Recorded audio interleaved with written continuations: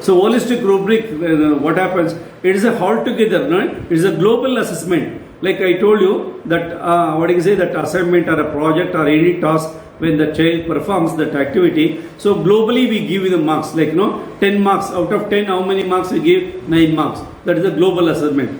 But this is a global assessment. Say only a single score. When we are assigning, when we are judging that particular activity, a single score will be given, or one particular alphabet, A grade, B grade, C grade, like grade will be given, right? That means the entire product will be assessed by using one particular score, or the entire performance based on the overall impression, one grading will be given. Like that way, assess the holistic activity. That is called as a holistic rubric. That is called holistic rubric, where we are assigning, where we are trying to assess the whole activity as one particular score or as particular one letter, right? Then where an overall performance rating is needed, that is called portfolios. When the student has done some activity which is given to the students, that portfolio is nothing but responsibility is given for 1 month. The particular student has done what the child has done. Then at the end we take a decision. Yes, fine. Like you all know that the holistic rubric, group of several different assessment criteria and classify them together under grade headings. Here you all know that at the end of the course we conduct one examination. That is a global assessment. Global. It's a summative assessment. It's called as a summative assessment. Summative means all together, put together at one time we are assessing that one. Summarizing completely all those things are considered, taking into consideration, summarizing the whole activity and taking a judgment or a decision. That is called holistic assessment, holistic rubric tool, right? The analytical rubric tool, where we told you that each and every component of that particular an activity or an assignment or a task, right, or a project will be assessed separately. We are trying to assess separately and give a marks to each and every component or each and every behavior of that particular activity. Then that will be judged separately and feedback will be given separately. So we are trying to give feedback for each level. Let's take for a singing. In the singing, right, when the child is singing, his voice is good, but the modulation voice is not correct, or maybe his lyrics, whatever the lyrics what he is using, he is missing the lyrics. Like that way, taking all these components, you can provide them proper feedback to the children. That way, we are trying to help the individual, right, for each improvement of each behavior, each component in the activity, whole activity, that project or maybe assignment or maybe some type of task what the child has to or individual has to perform. So all those things to be assessed separately, and at the last the drawing the conclusion or judgment will be taken at the end. Okay, that way the feedback will be given to the students. So that is called analytical, where we are analyzing each and every component of that particular activity. That means here the performance into essential traits that are judged separately. Analytical rubrics are usually more useful for day-to-day classroom teaching. All know that in the day-to-day classroom what happens? See this analytical rubric, analytical tool what we are testing or evaluating the students. So we can give a feedback for each and every component of it. Then child can improve upon it. Child can overcome all the difficulties. Immediately he can correct it. So which part he can correct, the other part will be alright, like that way. So for all separate part will be, for example, given guidance and judged separately, and feedback will be given to improve upon all the activity. At the whole we take a decision. Then here what I can say, this providing more detailed and precise feedback to the student. Right. An analytical, on the other hand, separate different assessment criteria and address them comprehensively, where we are trying to understand a comprehensive assessment. What is the comprehensive? Why? Because each and every component of that activity or a behavior is considered and also analyzed in detail, and feedback will be given. The assessment will be done for that particular activity. For that only it is a very comprehensive assessment. So different criteria will be assessed comprehensively, and at the end, at the last, judgment will be taken. The values that can be expressed either numerically or by letter grade. What we do is sometimes we are going to give a numerals to each and every component, or sometimes letter, we use letters, alphabets can be used, A, B, C, like grading will be given. You all know that in the ICSE, CBSE, other this thing, they give a grading, A grade, B grade, C grade, the activity or throughout the month what the child has done, some test or some activity, so many other things what the child has done, so that what you say, that will be assigned through the score or maybe grade you use in the analytical. So now you understood about, so there are two types of rubrics tool, rubrics assessment. One is about holistic assessment, right, and analytical rubric assessment, like this way, two types of this. One is holistic as a whole, globally giving the score or a, what is it, assessment or taking a judgment. Then analytical, where we are trying to take each and every component and taking a judgment at the end. That way, so separate components or what is it, it is comprehensively evaluated. That is analytical assessment. There are two types of what is it, rubrics, right? Now, how to prepare a rubric, how to make a rubric. Then when you are constructing a rubric, what are the points to be kept in mind? So first of all, when you want to construct a rubric scale, right, rubric scale, so then you have to decide about the purpose. What purpose you are going to do it. That means what define your, what is the assignment or a project.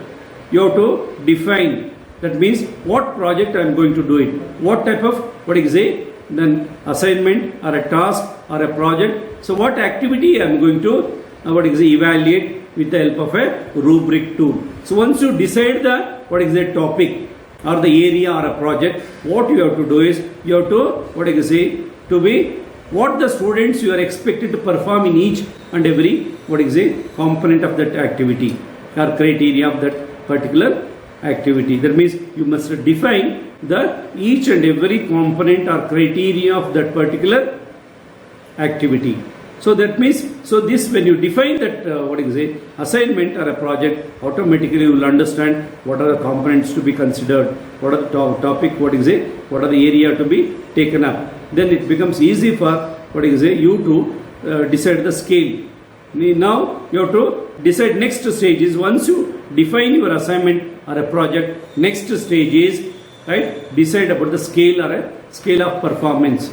That means on what level you are going to evaluate. Maybe 3-point scale or a 5-point scale or a 7-point scale, right? So 3-point scale, like, good, average, and what is it, and or a bad, however you are using the terms, right, or a low quality, like that way, or it is like that way, whatever this thing, if the 5-point scale, you can increase that way, or else this is 5 points, still you are going to in detail about the, what is it, each assessment of that particular project. Then if you go for 7-point scale, still you will be detailed, the assessment will go on. That means you decide about on each point of scale you are going to evaluate the, what is it, that particular activity. Then so 3 levels, that is outstanding, acceptable, and not acceptable.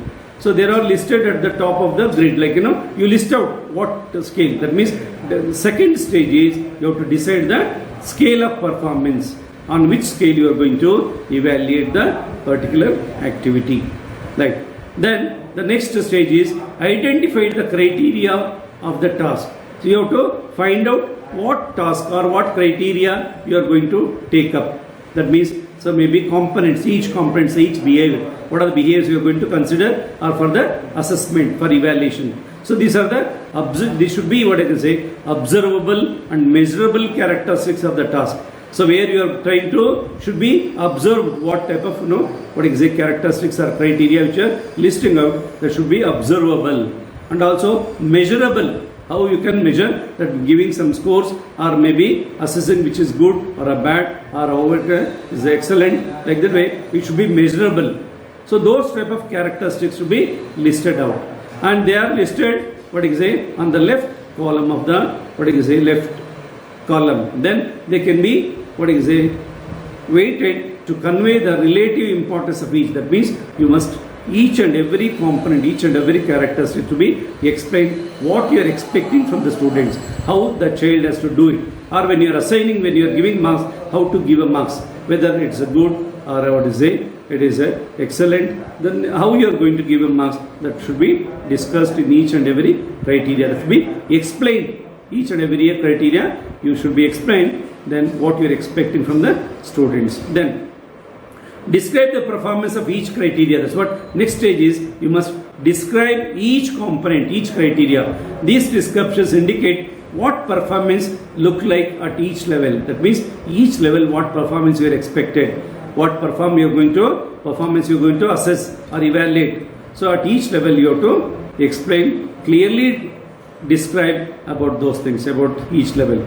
They offer specific feedback. That way those things should help us, to give a proper feedback, whether how the child has done it, whether in case if it is an average, it is above average, or where to improve, how to improve, all those things to be given proper feedback at each level. That is how you have to list out that. It should be, that description should be given to each component, each criteria. Then they offer specific feedback. Use samples of students' work to help your, you determine the quality of work. Whatever here, whenever you are going to evaluate the students' performance, keep some samples, keep some models which you can compare with that model, then take the whole assessment. You can determine the qualities of that, again what you are going to evaluate. So that means that help us to take a whole complete quality of the product or the assignment or whatever the project which you have taken, that can be assigned keeping that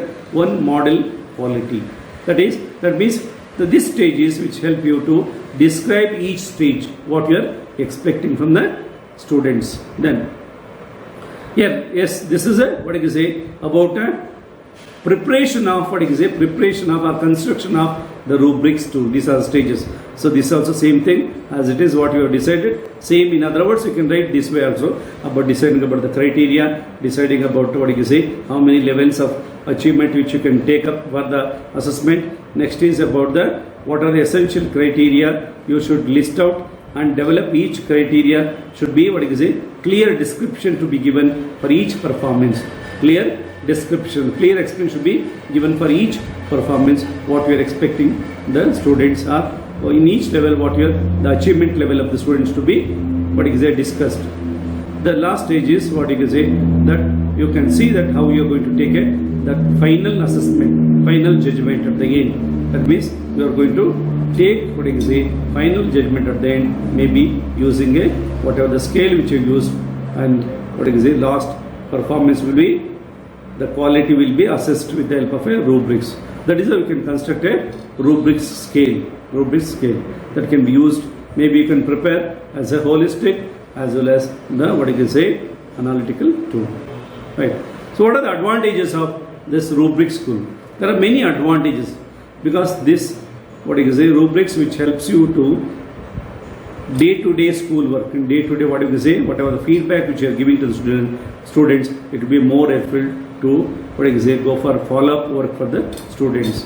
So these tests, they allow assessment to be more objective and consistent. You all know that this type of rubric assessment which will be more objective.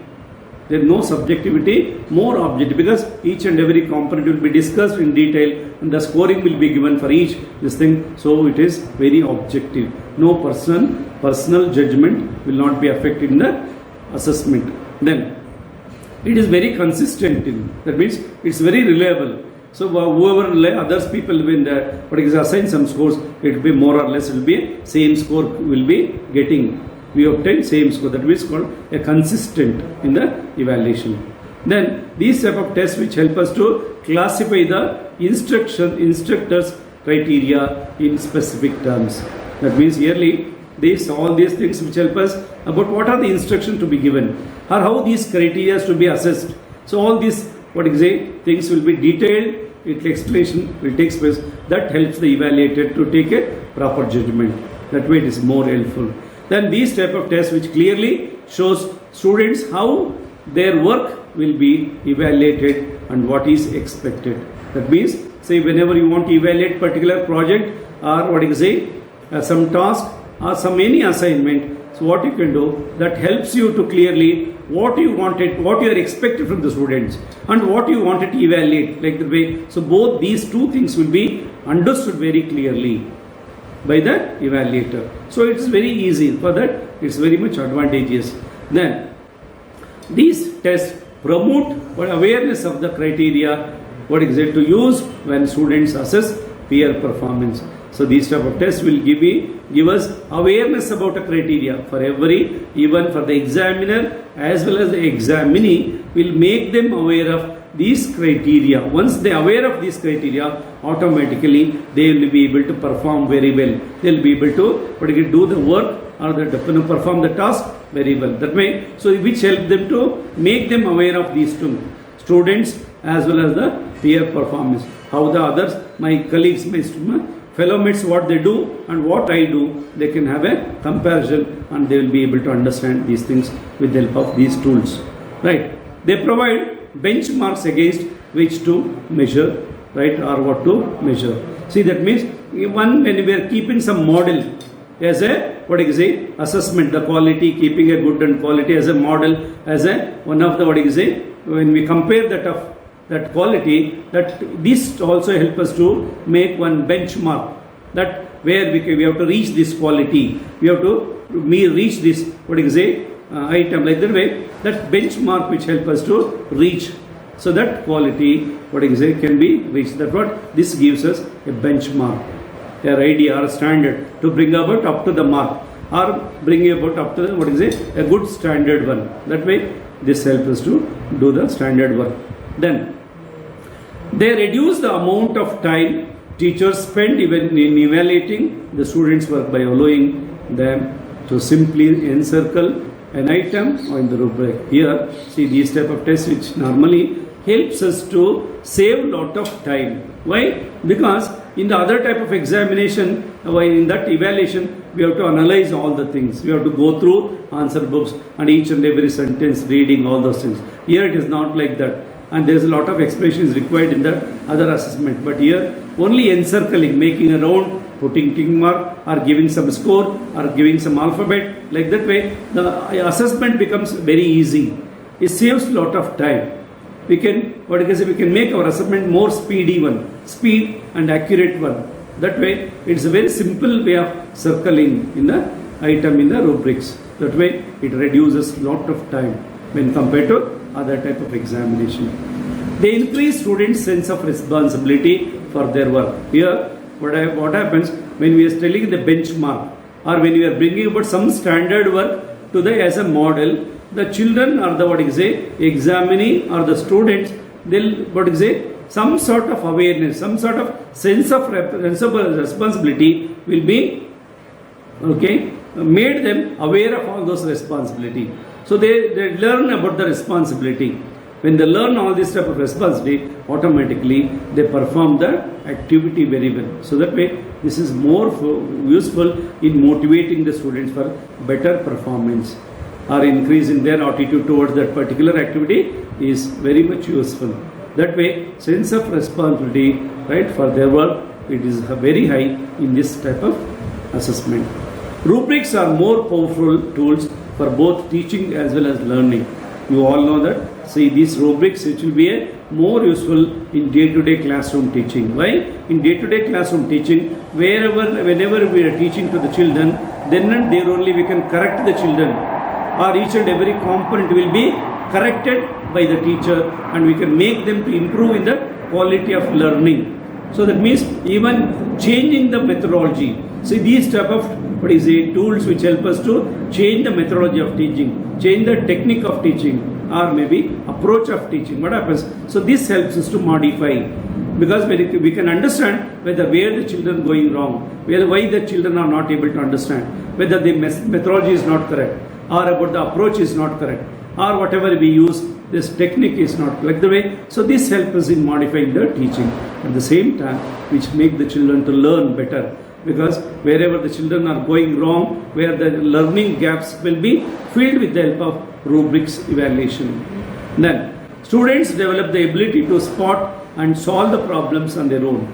Here, these type of rubrics tool which definitely helpful for the students to develop the ability of the children, and where we can find out specifically spot. That means we can identify the problems or difficulties, right? Where particular learning gaps or learning difficulties, those things can be removed, reduced.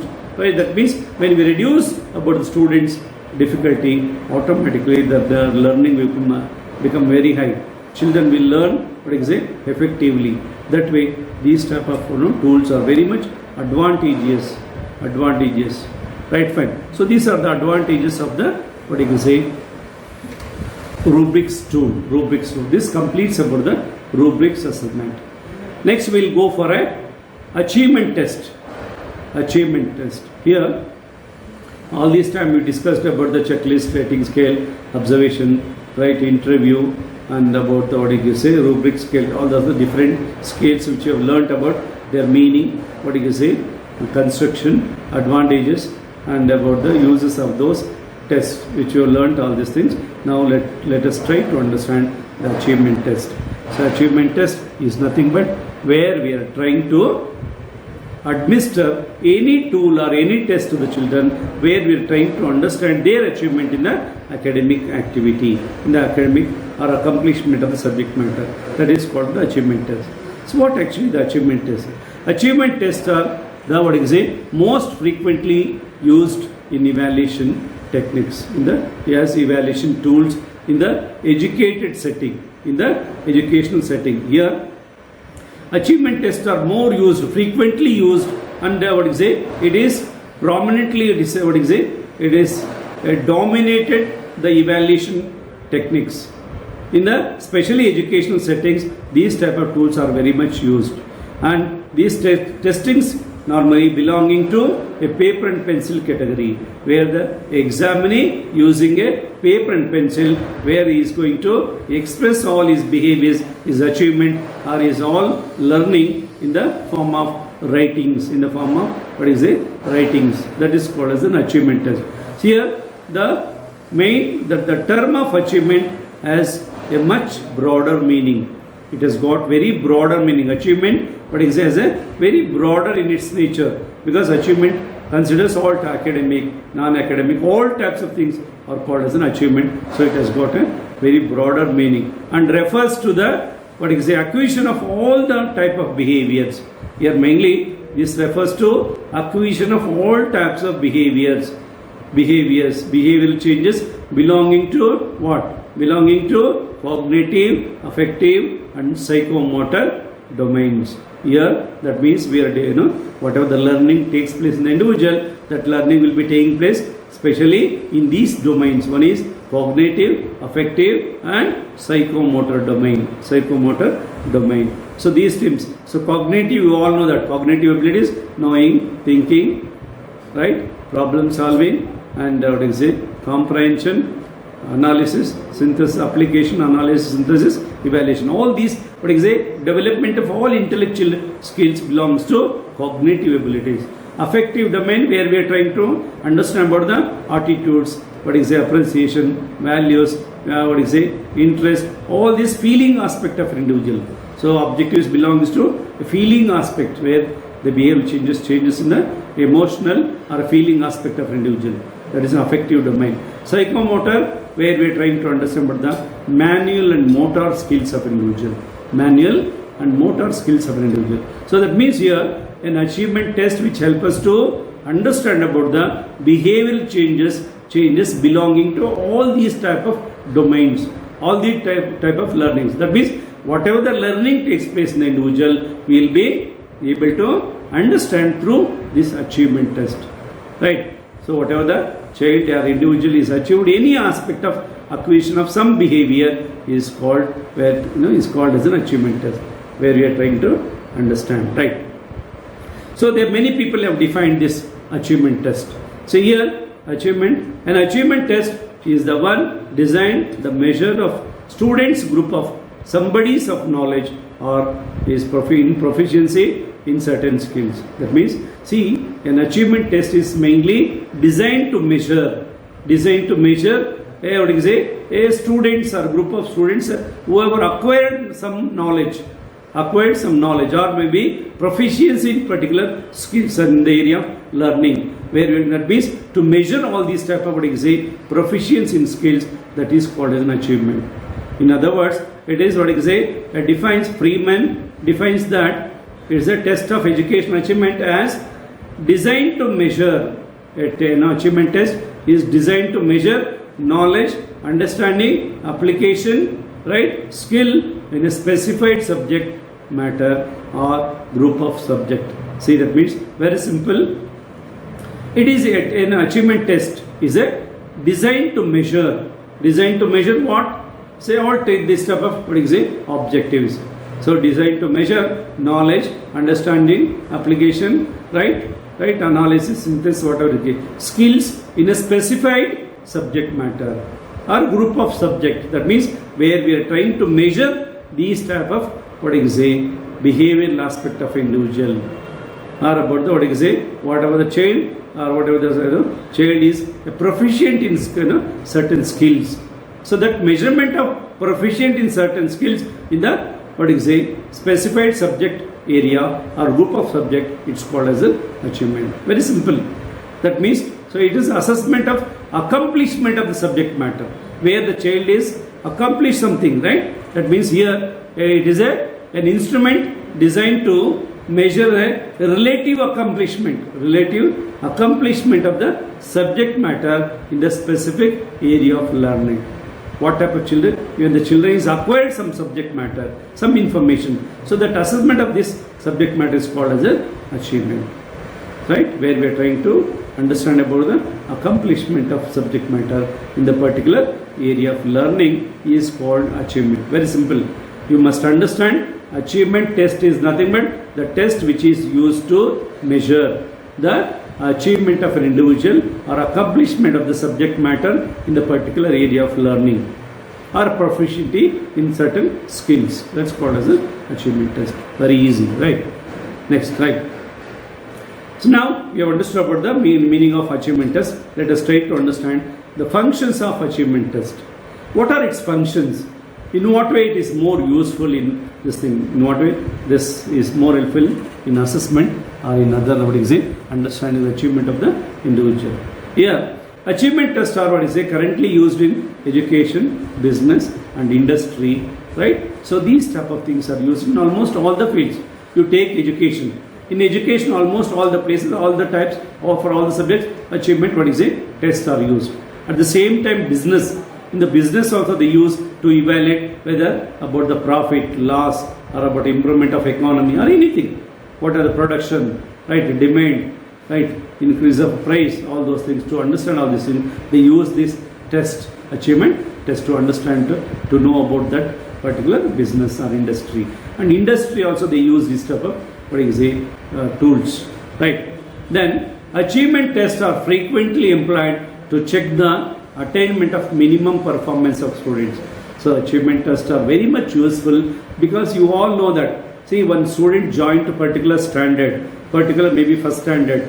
When the first standard promoting to second standard, when we are promoting the child from first standard to second standard, when the child is acquired some sort of minimum level of learning in that, then only will be passing to or moving to other standard. That's called MLL. MLL means minimum level of learning. So that means minimum level is identified in the particular standard. So if the child is acquired that particular minimum level of learning, automatically will be promoted to the second standard. So that means what? Here, particularly, some you all know that, say out of 100 marks, when the child scores minimum 35 marks, he will be promoted. See that minimum level, one who is able, he will be knowing about alphabets, he will be knowing about using of alphabets, making some words or making a sentence and reading, writing. So these abilities. So if we know these things, we will be promoted to the second standard. Like that is the minimum level fixed in the each standard. So that will be understood through these type of achievement test. Through this type of achievement test, that means to check about frequently employed all these type of tests to check the minimum attainment, minimum performance of the students at each grade. Right? These type of tests helps in the selection of students, where we are trying to select students. That means to make groups, groupings for any other selections. So for the selection purpose, these achievement tests are used, and they are used for very much helpful for placement. Placement, where we are trying to place the children. That means for the appointment, for some other purpose, for the recruitment. These type of tests are used for the placement, and also for classification. These achievement tests are very much useful. Definitely, which will be used for what? Classification students. Maybe classification of average, below average, and above average. Like that way, you can make groups. Making groups for many purposes, maybe for instructional purpose. When you want to provide effective learning experiences, so this classification is very much required. So all this classification, placement, and also for selection purpose, all these type of tools or achievement tests are used. Then these tests, they are very important tools in counseling. They are helpful in the placement and classification. Here mainly these type of tools are used for counseling. What counseling? Where we are trying to understand the students' strengths and weaknesses, and where we can provide some diagnostic information. Or when we diagnose the child, that we use this type of achievement test. So why the child has not achieved up to the mark. So why the child achieved, in case if the child achieved to the maximum, that also this time also it's used for counseling to understand about the growth and development of the children. So these type of achievement tests are used, and they are very much helpful in assigning grades. So these type of tests are very much used for assigning grades, where we can assign A grade, B grade, or C grade, or first class, second class, third class, like the way, or past class, whatever this thing. So like the way we are trying to grading the children. This will be more used for grading the children, at the same time counseling. It's better for diagnosis purpose. Then they also constitute an important feature of remedial training program. That means these type of tests which are used for remedial program, where we are trying to understand diagnostic purposes, where we are trying to understand the weakness of the children, strengths of the children, and providing some sort of direction or to make them overcome those difficulties, right, on their own or by himself. So that way, this for the guidance purpose, for remedial measurement, for understand the problems. So for remedial measurement, these type of tests are very much used. And then for all types of learners, these type of periodic administration of well constructed and properly chosen the achievement test serves serves ourselves in create love in learning.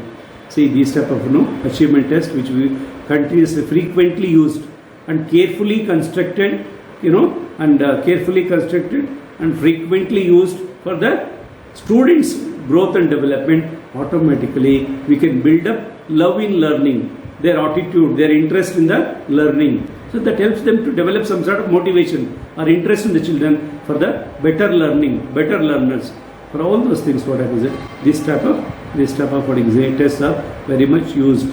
And then achievement tests are employed as aids in the improvement of instructional techniques and the revision of curriculum and content. That means here, see, this is an aid, this is a supplement to our teaching learning process. These type of achievement tests are very much supplement to our teaching. That means which strengthen our teaching learning process, because which modifies our techniques, the methodologies, whatever the approaches which we use for the transaction and information. So these achievement tests which will be modifying all these things. That because of that only these type of achievement tests are called as aids, right? It is an aid, it is a supplement, it is helpful for all this purpose. At the same time, whenever you want to guess, according to the standard of the students, according to the interest of the students or the requirement of students, we can modify our curriculum. You can change the curriculum. The content can be changed. The syllabus can be improved, right, based on your achievement test results. That way, which is more helpful in improving your curriculum, content, your methodologies, your way of teaching, and about selection of teaching aids, and many purpose. This will be more helpful for the teaching learning process. Hence, achievement tests have acquired an important functions not only in the educational program but also in the all fields. That means here, because of all these things, this achievement test acquired or achievement test is a very important place which plays an important role in the for all the types of educational programs, as well as in other fields, also. Right.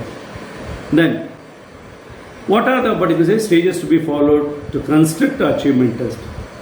Right. You have to construct the achievement test. What are the stages to be followed? The following steps are to be followed while constructing an achievement test. Very easy. You all know that. What are the tests you construct? Test or a question paper which you make or something that is called as an achievement test. So when you want to prepare an achievement test, test is nothing but the test normally what we conduct in the classroom. That means examinations or the test that is called as an achievement test only. When you want to construct, what do you do? Here mainly, so first of all, you must identify the objectives. So when you want to construct an achievement test, first of all, what are your purpose? What are your main objectives? So what are your aims of administering test? That means when you list out the objectives or identify the objectives, automatically you can think of next stage. So my purpose is to understand about their mathematical ability of the students, or reasoning power, or mental ability of the students. Like the way you decide the objectives. Once you decide the objectives, automatically next which helps you to select the content. The first stage is you have to identify the objectives. Or to know about the purpose. The second stage is select the content. That means based on the objectives, what are the objectives, the purpose which you have listed out, based on that, think of a content. What content to be used, what type of material to be used to realize these things. That way you decide about the content. So selection of the content. Next stage is subject matter or a content or area what the child has learned. That means you select that what is subject matter. Selection of content. The second stage. The third stage is construction of different types of items. Here, the third stage is what are you going to do is you will be listing out what type of questions to be included. Essay type, short answer type, objective type, or any other type of questions. What type of question to be included? Whether to realize these objectives, and based on the content, what type of questions to be constructed. You have to list out what type of questions to be included in the achievement test. The third stage is listing out the type of questions which you wanted to include in the question paper. Right, that means construction of different types of questions or items. That is the third stage. The next stage is very important stage, that is called you have to prepare a blueprint. Blueprint means what? Blueprint is nothing but a three-dimensional chart where you are going to consider about the importance to all the content, objectives and different types of items. The first is weightage to content. What weightage you have to give? Weightage. So what weightage to be given to what is the objectives? That means knowledge, understanding, application, skill, or appreciation, expression. What are all the objectives you want to evaluate? So for all those objectives, the first knowledge, what weightage to be given? 40%, 30%, 35%. Then knowledge, understanding how much percent, 30%, 35%, or application 20%, and skill 10%, whatever the weightage. So depends upon your requirement, you can decide about how much weightage to be given for objectives. Next weightage, the content. How much weightage to be given for each subunit. First subunit, second, third, fourth, fifth, whatever the subunits which you have listed out in the unit, you have to think about the weightage to be given to content. How much weightage you are going to give for the content. Then next is weightage to be given for each type of items. For all the types of essay type, how much weightage you have to give. Then about a short answer type or about objective type. The weightage to be given for each type of items. That also you have to list out. So these things which helps you to prepare a balanced achievement test. Our good and quality achievement test can be prepared with giving a proper weightage to different objectives, right, content, and also different types of items. That means blueprint is very, very important in the preparation of achievement test. So very, very important, right? Without blueprint, then you will be giving more weightage to some particular objectives. I will be over tested some particular area of learning. That should not happen. Right, for that you have to prepare blueprint. Blueprint is very, very important for preparation of an achievement test. Then the next stage is, right, what you have to do is you will be editing the achievement test. Once you are given weightage about the item and what is the content, objectives, and also the different types of items what you have constructed already, then based on that items you have to start editing the achievement test. You have to go through again and again that each and every item, whether the items are correct or not, whether the place where you are placed in the question paper, that also whether it's a proper place or not, or about the similar type of items are put together, or proper instructions have given or not for each type of items. You have to think about all these things. So otherwise you have to edit all these things about instructions, grammatical errors, language errors, or any highly technical words which are used in a question paper. Right, that way you have to edit all the things. Even organizing the question paper, presentation, or about the how you questions are presented, simple to complex, or how you have passed on, or difficult items which are included in the items, how the increase of difficulty order, it is increased slowly from simple to complex. It's very important. Editing, mistakes, spelling mistakes, grammatical errors, or about the questions, whether it is direct, concise, very simple and understandable. You have to see all these things. Question numbering and instruction for each type of items, that's very, very important. So editing the achievement test is very important. Whichever is necessary you can retain, whichever is not required you can just delete from the list. And you can once again you can check the weightage, once again you check about the type of items, everything can be understood, right? Then so editing will be completed, then your good and quality question paper or achievement test is ready. When you want to prepare a good and quality achievement test, so you must follow all the stages. The last stage is preparation of scoring key. It's very important, because when you want to bring about a uniformity in the evaluation, when you want to bring about the objectivity in the evaluation, you have to prepare scoring key or a model answer, which helps the evaluators to prepare or evaluate papers objectively without any bias.